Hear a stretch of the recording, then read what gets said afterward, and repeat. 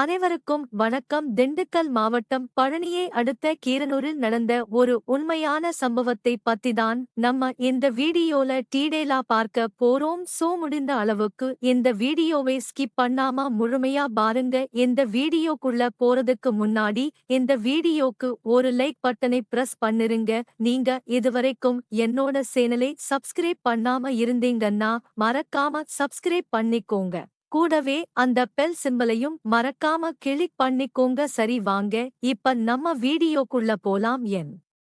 என்னுடைய பெயர் தேவி. எனக்கு இப்போ 40 வயசு ஆகுது. என்னுடைய சொந்த ஊர் திண்டுக்கல் மாவட்டம் தாராபுரத்தில் உள்ள வடதாரை காமராஜபுரம் ஆகும். எனக்கு கடந்த 15 ஆண்டுகளுக்கு முன்பு எனக்கும் என்னுடைய உறவினரான திண்டுக்கல் மாவட்டம் பழனியை அடுத்த கீரனூரைச் சேர்ந்த முனியப்பனுக்கும் திருமணம் நடந்தது. திருமணத்திற்கு பிறகு எங்களுக்கு ஒரு அழகான மகனும் பிறந்தான். அதன் பிறகு என்னுடைய நடத்தை சரியில்லை எனக் கூறி முனியப்பன் தன்னுடைய மகனை அழைத்துக் கொண்டு என்னை விட்டு பிரிந்து தனியாக சென்று விட்டார். அதன் பிறகு தனியாக வாழ்ந்த என்னை கீரனூரை சேர்ந்த தண்டபாணி என்பவருக்கு இரண்டாவதாக திருமணம் செய்து வைத்தார். தண்டபாணி தள்ளு வண்டியில் பழம் வியாபாரம் செய்து வந்தார். திருமணத்திற்குப் பிறகு எனக்கு ஒரு மகனும் ஒரு மகளும் பிறந்தனர். திருமணத்திற்கு பின்னர் நாங்கள் இருவருமே தாராபுரம் போலீஸ் நிலையம் அருகே தள்ளு வண்டியில் பழம் வியாபாரம் செய்து வந்தோம். தினமும் வியாபாரத்திற்காக நானும் கணவனும் மொபைட்டில்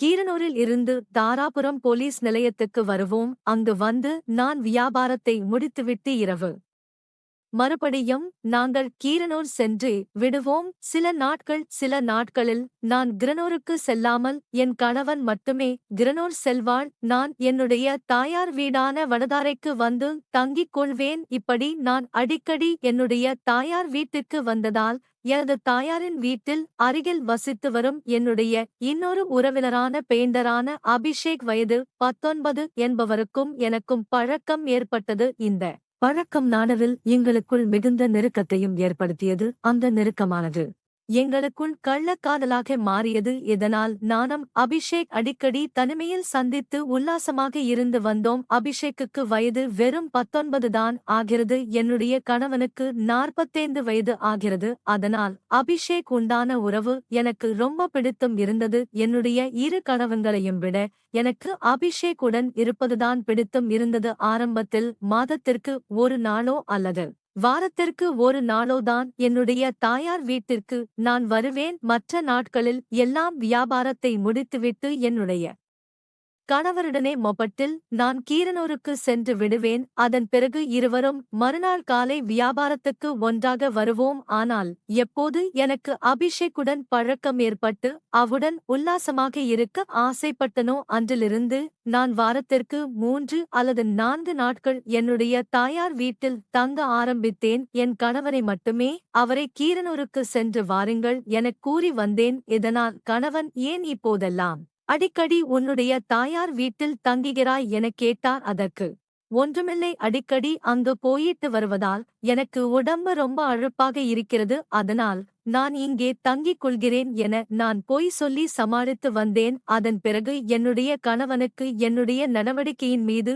சந்தேகமும் ஏற்பட்டது. அதனால் அவர் என்னை ரகசியமாக கண்காணிக்கவும் ஆரம்பித்தார். அப்படி அவர் கண்காணித்து எனக்கும் அபிஷேக்கும் உண்டான இந்த தகாத உறவை அவர் கண்டுபிடித்து விட்டார். இதனால் அவர் என்னையும் அபிஷேக்கையும் கண்டித்தார். என்னதான் என்னுடைய கணவர் என்னை கண்டித்தாலும் அபிஷேக் உடனான உறவை என்னால் முறிக்க முடியவும் இல்லை. அபிஷேக்கையும் என்னால் மறக்கவும் முடியவில்லை. இந்நிலையில்தான் 15ஆம் தேதி அபிஷேக்குக்கு பிறந்தநாள் வருவதால் 14ஆம் தேதி இரவே அவனுடன் தனிமையில் இருக்க வேண்டும். 14ஆம் தேதி இரவு அவனுக்கு கட்டிலில் விருந்து கொடுக்க வேண்டும் என நான் முடிவு செய்தேன். அதற்காக என்னுடைய கணவனை நான் வெளியூருக்கு சென்று வாருங்கள் என வெளியூருக்கு ஒரு வேலை விஷயமாக அனுப்பி வைத்தேன். நான் என்னுடைய அம்மா வீட்டுக்கு சென்று விட்டால் என் கணவனுக்கு சந்தேகம் வந்துவிடும். எதற்காக உன் அம்மா வீட்டுக்கு சென்றாய், நீ அபிஷேக்குடன் தனிமையில் இருக்கத்தான் சென்றாய் என என்னுடன் அவர் தகராறு செய்வார். அதனால்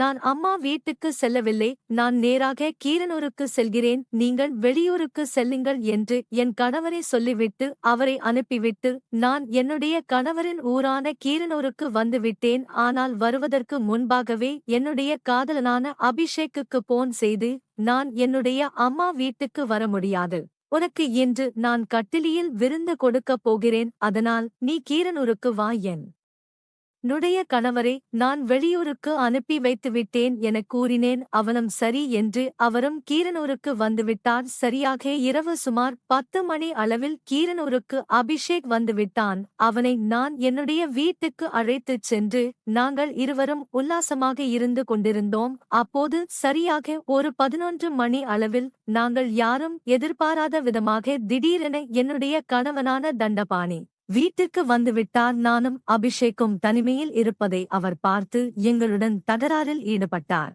இதனால் நானும் அபிஷேக்கும் சேர்ந்து, இனி இவரை உயிரோடு விட்டால் நாம் சந்தோஷமாக இருக்க முடியாது என நினைத்து கணவனை தீர்த்துக்கட்ட அன்றே முடிவு செய்தோம். இதனால் அருகில் இருந்த ஒரு பெரிய பிளாஸ்டிக் பையை எடுத்து தண்டபாணியின் முகத்தை மூடி அவரை மூச்சு முட்ட வைத்து சாகடித்து விடலாம் என நினைத்தோம். ஆனால் அவர் சாகவில்லை. அதனால் அவருடைய கைகளை பின்னால் வைத்து இறுக்கமாக கட்டினோம். அதன் பிறகு இரும்பு ராடால் அவரை மாறி மாறி சரமாரியாக அடித்து துடிதுடித்து கொலை செய்துவிட்டோம். அதன் பிறகு அவருடைய உடலை யாருக்கும் தெரியாமல் மறைப்பதற்காக ஒரு சாக்குப்பையை எடுத்து அதனுள் அவருடைய உடலை போட்டு நல்ல இறுக்கமாக கட்டினோம். அப்போது சுமார் நள்ளிரவு 12 மணி இருக்கும். வெளியே ஆள் நடமாட்டம் யாருமில்லை. அதனால் இந்த பாடியை எங்காவது கொண்டு போய் வீசிவிட வேண்டும் என முடிவு செய்து நள்ளிரவு 12 மணிக்கு சாக்கு முட்டையை பைக்கில் ஏற்றினோம். மொபட்டில் முன்னால் வைத்துக்கொண்டு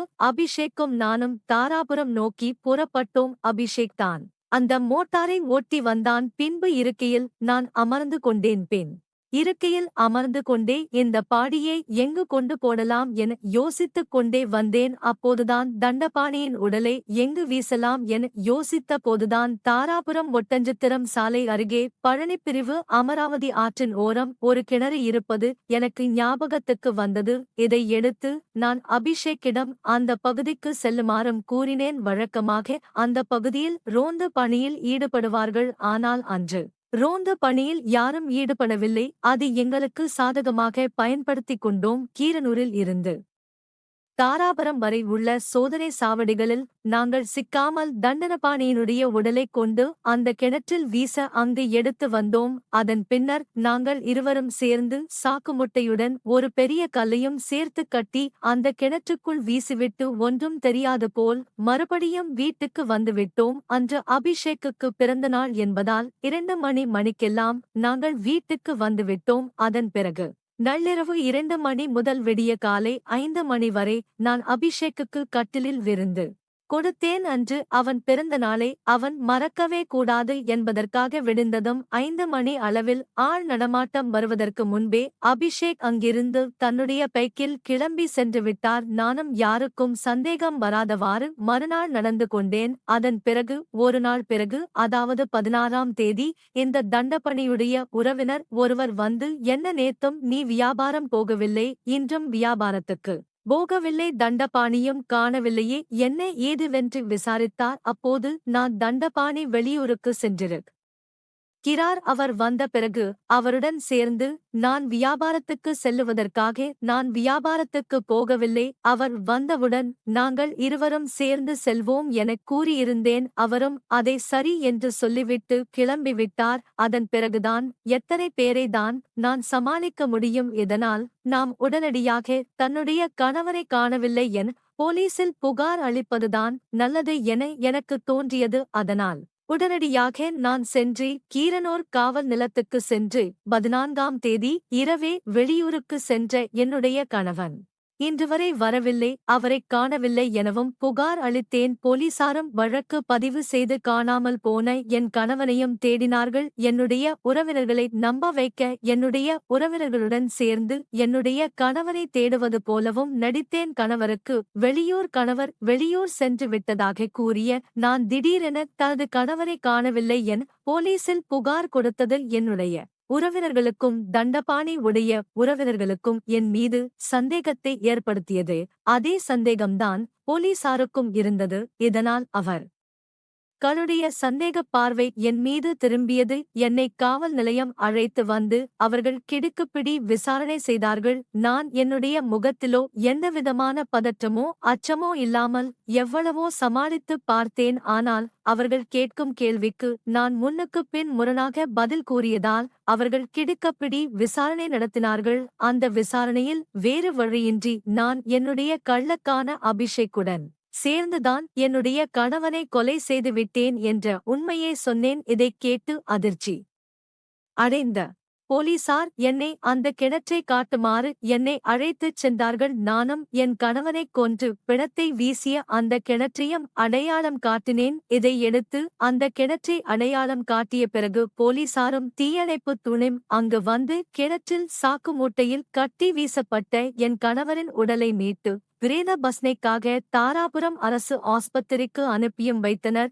இதை அடுத்து என்னையும் போலீசார் கைது செய்தனர். நான் கொடுத்த வாக்குமூலத்தின் அடிப்படையில் அபிஷேக்கையும் போலீசார் கைது செய்தனர். பின்னர் இருவரையும் கோர்ட்டில் ஆஜர்படுத்தி சிறையிலும் அடைத்தனர். கள்ளக்காதலுக்கு இடையராக இருந்த என்னுடைய கணவரை கொன்று கிணற்றில் வீசிய பாவத்திற்காக இன்று வரை நான் சிறை தண்டனை அனுபவித்து வருகிறேன். இந்த வீடியோவை பற்றிய உங்களுடைய கருத்துக்கள் என்ன அப்படிங்கிறதை கீழே இருக்கக்கூடிய கமெண்ட் செக்ஷன்ல மறக்காம சொல்லுங்க. முடிந்த அளவுக்கு இந்த வீடியோவை மற்றவங்களுக்கும் ஷேர் பண்ணுங்க. மேலும் இது போன்ற பல வீடியோக்களை பார்க்கணும் அப்படின்னு நினைச்சீங்கன்னா மறக்காம என்னுடைய சேனலை சப்ஸ்கிரைப் பண்ணுங்க. நன்றி, வணக்கம்.